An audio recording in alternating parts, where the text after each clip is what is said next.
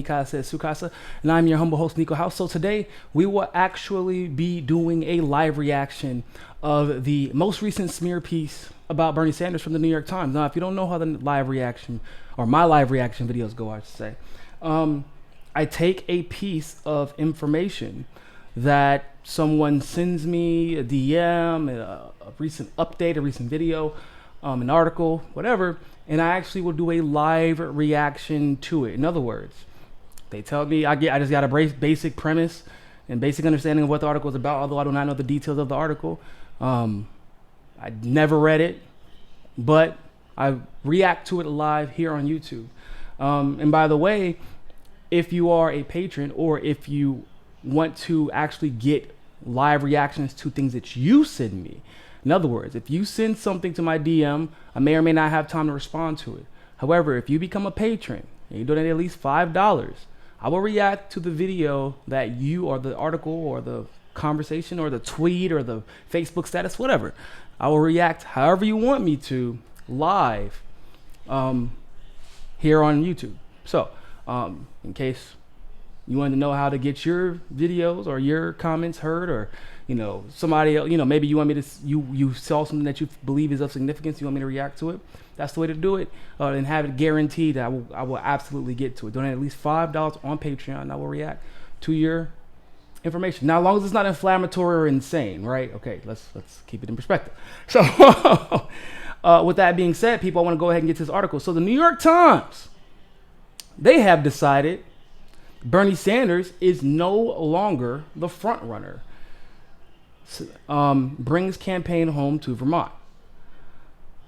So, New York Times says on May 25th, in Montpelier, Vermont, Senator Bernie Sanders returned to his home state on Saturday for the first time since he declared in February that he was running for president again, displaying the uncompromisingly liberal defiance that many of those in the audience have been hearing for decades. Under overcast skies, Mr. Sanders lamented big corporations, argued for Medicare for all, and assailed fossil fuels. He also took the opportunity to emphasize his foreign policy agenda, including his opposition to the war in Iraq and to American support for Saudi Arabia's war in Yemen, while lacing his remarks with criticisms for the news media, even as he criticized President Trump for calling journalists the enemy of the people. Recently, I have been attacked in the media because of my views, actions, and votes on foreign policy issues. I make no apologies, and he repeated that several times.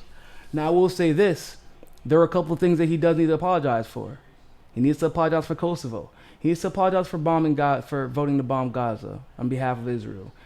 He needs to apologize for voting to give the president unequivocal power in Afghanistan.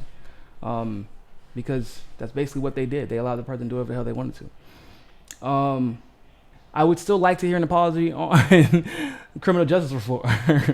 Like, I get it, the 94 crime bill. I understand the women's women's abuse, something to that extent. It was basically an amendment in there that I don't even know if it was actually, upheld, but he never apologized, because obviously the damage to the black community and the poor communities overall was so much more substantial than any earnest gains in that department. And his vote partially made that happen. And it's basically like, well, he knew, because he did talk about it, in all fairness, he did talk about that. He didn't know that the 94 crime bill would have been bad for black people.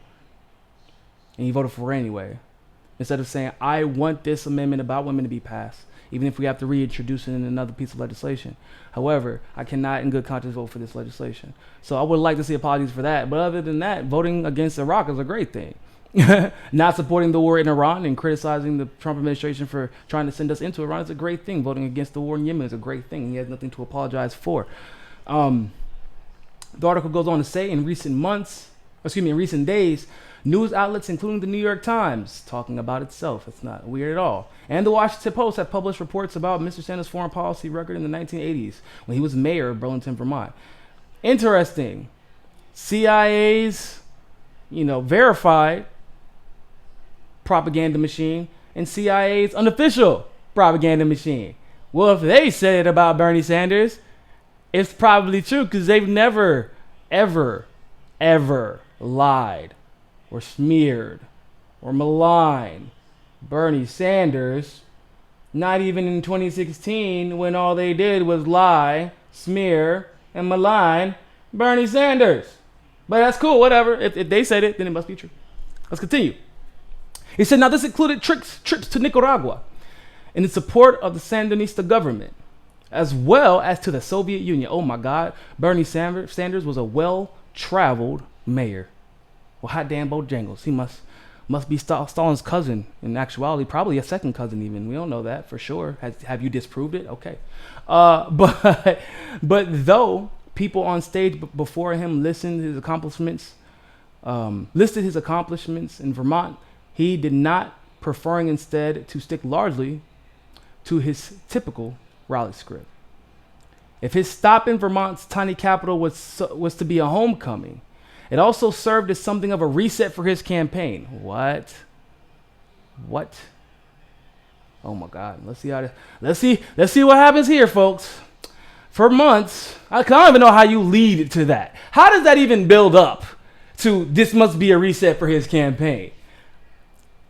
Okay, let's hear how. I'm sure this is going to be interesting. For months, Mr. Sanders had enjoyed the status of frontrunner, holding big rallies to demonstrate his strength and barely deviating from its anti-establishment message, even as advisors urged him to talk more about himself. It's not really a bad thing. And by the way, I love how now all of a sudden New York Times is saying for months Sanders enjoyed the frontrunner status. Actually, at first y'all said it was Kamala, remember? I said Kamala was the front runner. Then you said it was Beto. And then you kind of tried to push the Buttigieg thing. Didn't really work. Then it's Biden. There was maybe 1.3 months where y'all actually acknowledged that Bernie was the front runner. And then that lasted for all of them. I don't even know if it really lasted for 2 months. Like when y'all actually said it, it was about a week. And then Biden announced. And then no matter what the facts were, you swore up and down to your mother and sweet baby Jesus that Biden was the front runner. Screw all the donations. Screw all the volunteers. Screw the fact that Biden has a history of utterly flailing in every single campaign he's been a part of as far as the presidential election is concerned. Screw all that. Screw the fact that he's super unpopular. Well known does not equal popularity. Screw the entire grassroots movement. Or the fact that nobody at all mentions Biden on social media unless it's to beg people potentially to vote for him in 2020 general election or to malign him and remind Biden exactly where he stands in the eyes of the progressive movement and really in the eyes of either progressives or conservatives because conservatives don't like this man either. So, let's continue. It says, but with the entrance last month of former Vice President Joseph R. Biden into the crowded 2020 Democratic field, Mr. Sanders is running second by double digits in most national polls. Oh wow, there those polls go again. If the polls said it, Hillary 99% chance of winning, and look how that turned out. Yeah. Now, a recent survey from the Morning Consult showed that the average for Mr. Sanders among 18 to 29-year-olds is his strongest voter bloc has slipped. Though, come on, I don't even know how you would say slipped. But let's be realistic, people. Let's be. Where'd they go to, Biden? Did those enthusiastic millennials find Biden just way more appealing after he told them, screw millennials, y'all need to get over, being in the longest lasting recession in American history. Get over that. Get over the $50,000 college and the infinite debt. That really galvanized millennials to say, you know what? That's what we just really needed, a good verbal ass whooping. to get us back on our feet. So we got to go vote for Biden now. Bernie's been a little bit too soft on us. Yeah, okay. That's what happened. Sure. Let's continue. Though campaign aides are content for now, Mr. Sanders to sit in second place. Oh God. Okay. There have also been signs of a battle to come. In the weeks since Mr. Biden entered the race, Mr. Sanders has lodged a series of broadside attacks against former vice president, attacking him for his history of supporting the free trade measures and for voting for war in Iraq. Not to be outdone by Biden's retail politicking, Mr. Sanders plans to hold a series of ice cream socials in New Hampshire on Monday before making the return trip to Nevada. He's also starting to host an in-person grassroots fundraisers, which his campaign would allow the senators to show appreciation and interact with donors in smaller venues.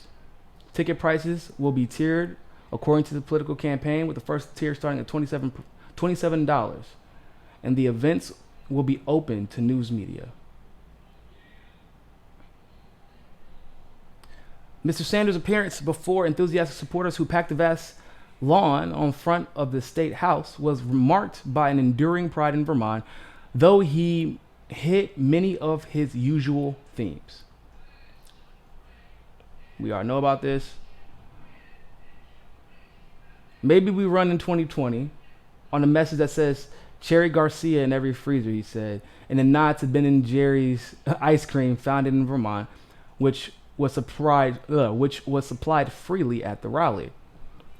A campaign aide said Mr. Sanders was appearing this weekend in Montpelier, not Burlington, because it was a beautiful venue and speaks to his commitment to the state. Burlington, as it happens, is also hosting a marathon that weekend.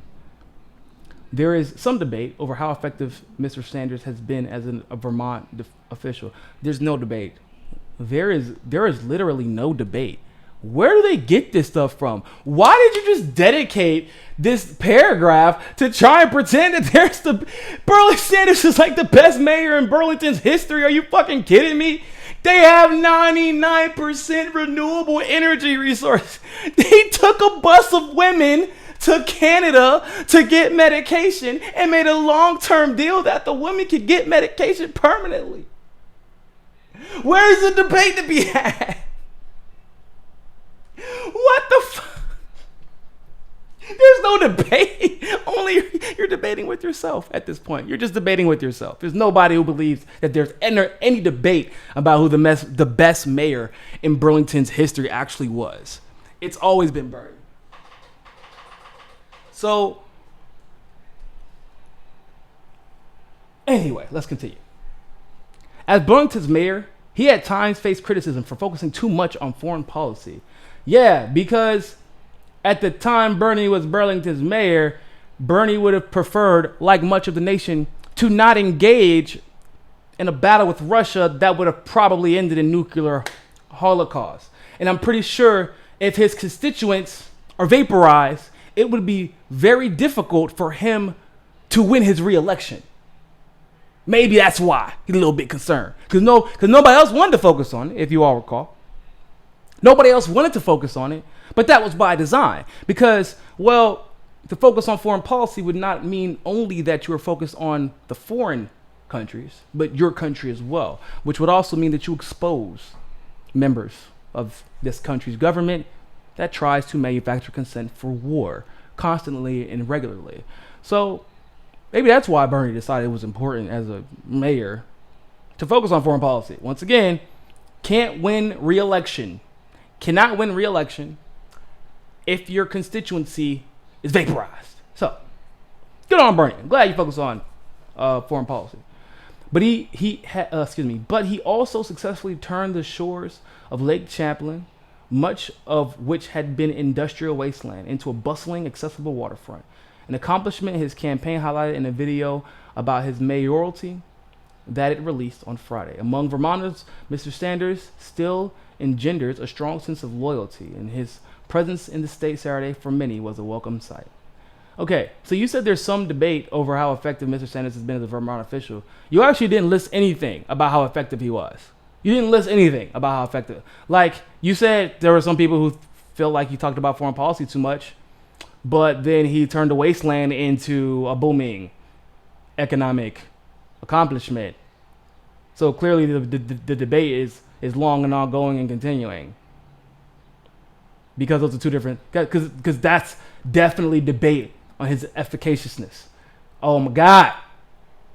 I sometimes, y'all know how I get about these mainstream media sources. So Bernie says, I believe it's the last time that we'll be able to touch him like we usually do without him belonging to the country. Oh, excuse me. It wasn't him who said it. It's Brenda Lee LeClaire, 55, of Richmond. We have to be unselfish and give him up. Lee Seddon, 68, of Montpelier, said that he had worked with Mr. Sanders in the past and had been a Bernie fan for a long time, but he cannot resist needling the senator's grandeur ambitions just a bit. He doesn't get a lot of time for Vermont anymore. That's okay, he shrugged. He cares about Vermont, but he has bigger things on his mind. So overall, the article was weird. It's like they were trying to pretend as if it was like to cover, like they went there and they asked the people, right, in the crowd, likely, about the senator, about his home state of Vermont, about how he's performed there. Not a negative. They couldn't come up with anything negative. And they pretended basically that they were there strictly to cover the event. But somehow they go to a Bernie event.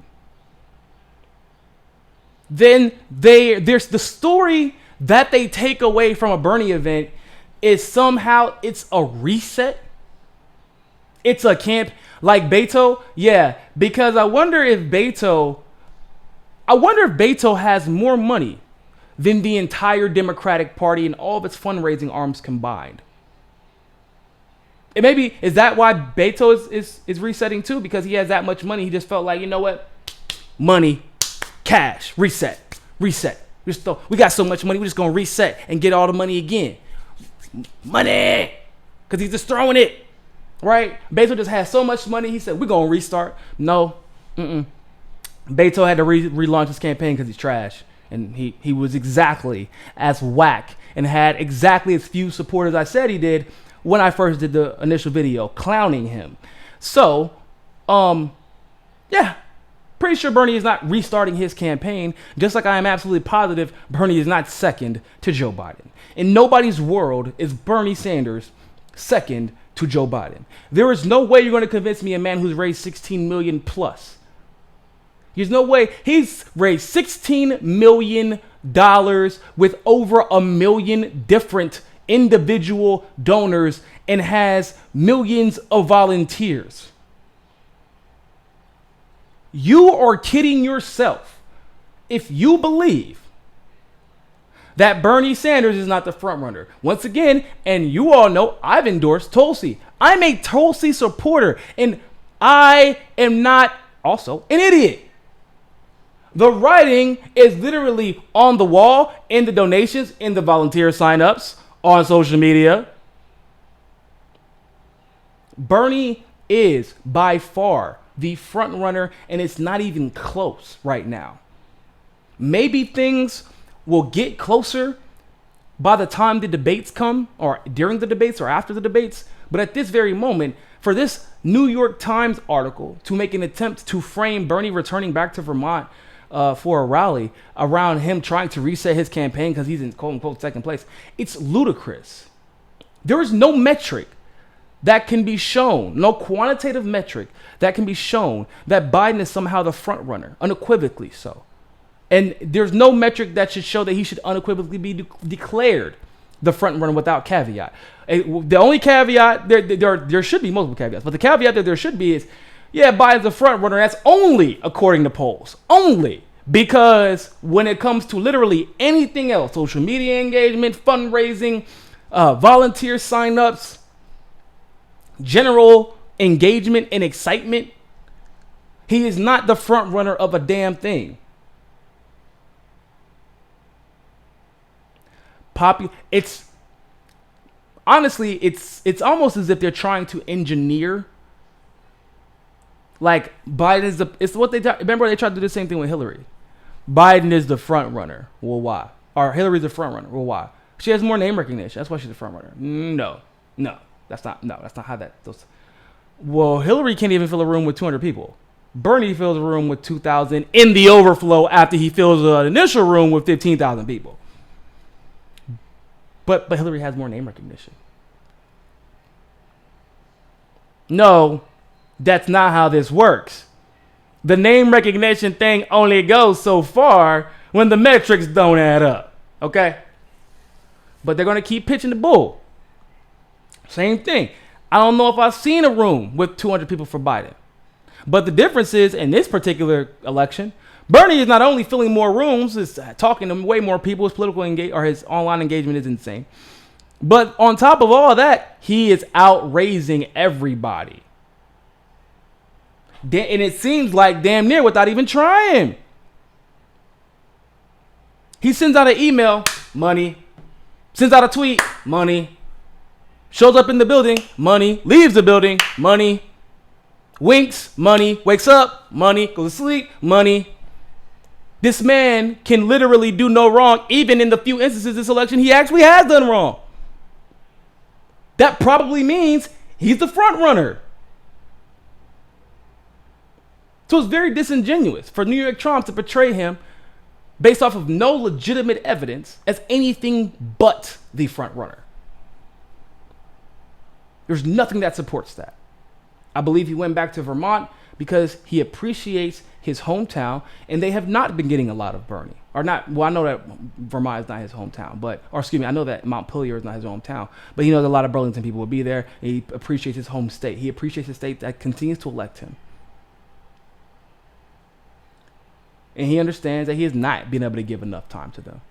And I think that this was that type of stomp, like, hey, I still appreciate everything you all have done for me. I want to do what I've done here or in Burlington and help to get done. 99% renewable. He wants to be that political hero that he has been in Vermont. He wants to be that for the rest of the country. I truly believe that. He wants that.